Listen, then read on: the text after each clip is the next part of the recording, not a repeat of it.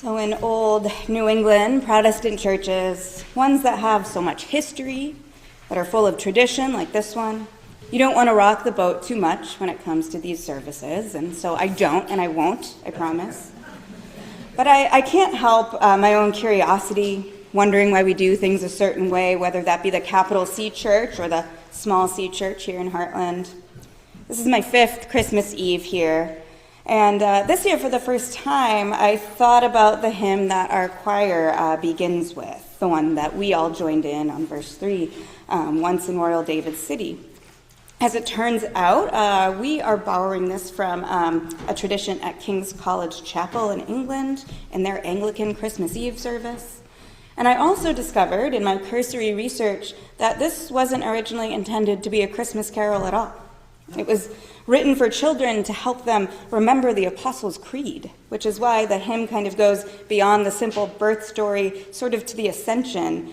And then as I was falling into various internet rabbit holes about Christmas carols, I learned for the first time that our final hymn of the service that we sing every year, that I grew up singing in the church I grew up in, Joy to the World, isn't a Christmas carol. I mean, for all intents and purposes, it is at this point. But the hymn writer Isaac Watts intended this for it to be a hymn about the future, about the glorious second coming of Christ. And so I was thinking, what does it mean that this service tonight is sandwiched between two songs that originally weren't intended to be Christmas carols at all?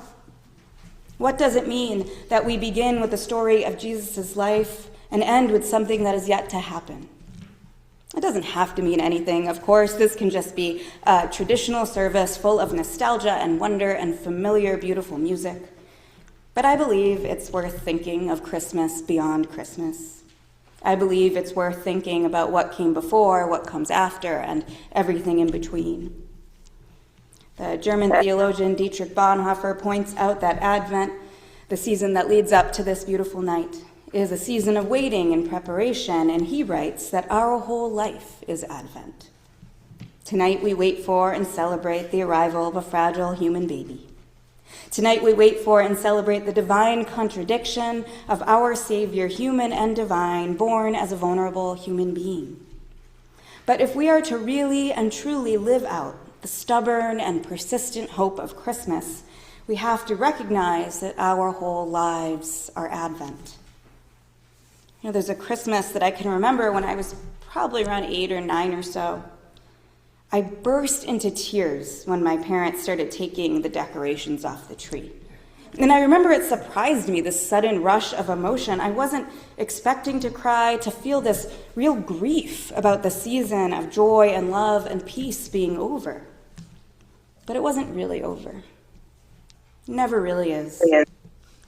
And that memory came rushing back to me this year, seeing how much my 2.5-year-old loves our Christmas tree. She makes a point to say goodnight to it every night, in fact.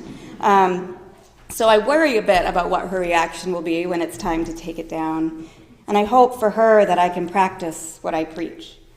And remember that our whole lives are Advent, that the promise of Christmas and the hope for better days ahead will keep us buoyed during increasingly dark times. That the hope, the peace, the joy, the love doesn't end tomorrow when we finish opening Christmas presents.